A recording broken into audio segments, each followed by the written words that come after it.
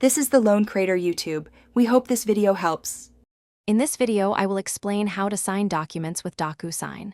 First, locate the email from Docusign in your inbox and open it. Inside the email, you'll find a prominent Review Document button. Click this to proceed. Before you start, you'll be prompted to agree to use electronic records and signatures.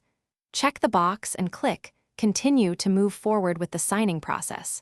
This ensures legal compliance for your electronic signature. Once the document loads, look for the Start button, usually on the left side of your screen.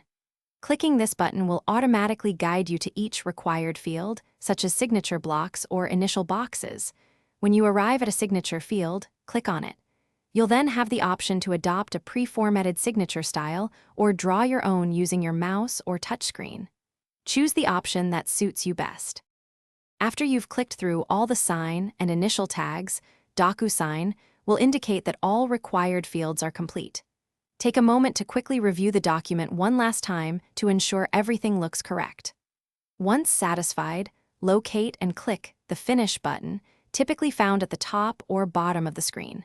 You will then receive a confirmation email containing a copy of your newly signed document for your records. Congratulations, you've successfully signed your document. After completing the process, you'll have options to download or print a copy of the signed document for your personal records. If the document needs to be shared with others, Docusign often provides a sharing option directly from the platform.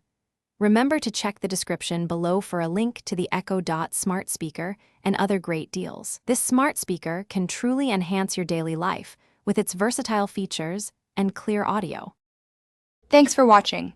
Consider subscribing if we helped you.